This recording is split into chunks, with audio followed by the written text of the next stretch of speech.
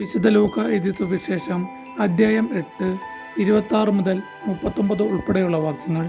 പിശാചുബാധിതനെ സുഖപ്പെടുത്തുന്നു. അതിനുശേഷം അവർ ഗലീലയ്ക്ക് എതിരെയുള്ള ഗരസേനരുടെ നാട്ടിൽ എത്തിച്ചേർന്നു. അവൻ കരക്കിറങ്ങിയപ്പോൾ പിശാചുബാധയുള്ള ഒരുവൻ ആ പട്ടണത്തിൽ നിന്ന് അവനെ സമീപിച്ചു. വളരെ കാലമായി അവൻ വസ്ത്രം ധരിക്കാറില്ലായിരുന്നു. വീട്ടിലല്ല, ശവക്കല്ലറുകളിലാണ് അവൻ കഴിഞ്ഞുകൂടിയിരുന്നത്.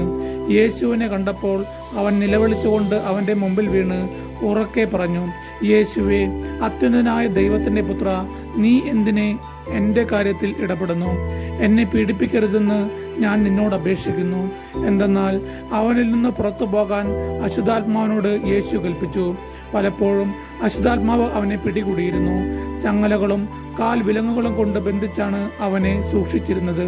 എന്നാൽ അവൻ അതെല്ലാം തകർക്കുകയും വിജന സ്ഥലത്തേക്ക് പിശാച് അവനെ കൊണ്ടുപോവുകയും ചെയ്യുമായിരുന്നു.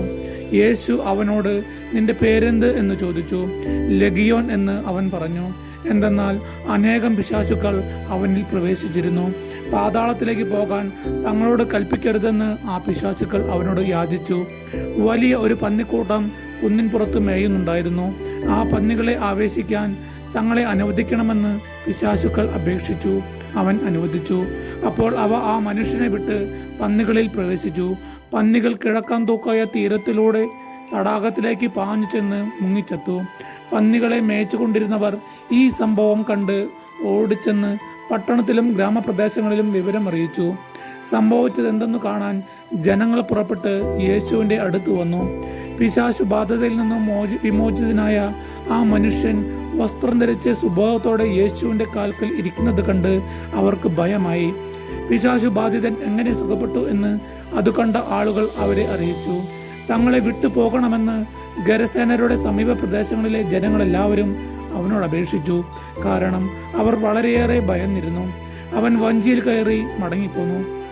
പിശാചുബാധ ഒഴിഞ്ഞ ആ മനുഷ്യൻ അവൻ്റെ കൂടെ ആയിരിക്കുവാൻ അനുവാദം ചോദിച്ചു. എന്നാൽ അവനെ തിരിച്ചയച്ചുകൊണ്ട് യേശു പറഞ്ഞു, നീ വീട്ടിലേക്ക് തിരിച്ചുപോയി ദൈവം നിനക്ക് ചെയ്തതെന്തെന്ന് അറിയിക്കുക. അവൻ പോയി യേശു തനിക്ക് വേണ്ടി ചെയ്ത കാര്യങ്ങൾ പട്ടണം മുഴുവൻ പ്രസിദ്ധമാക്കി. നമ്മുടെ കർത്താവായ യേശു മിശിഹായ്ക്കും സ്തുതി.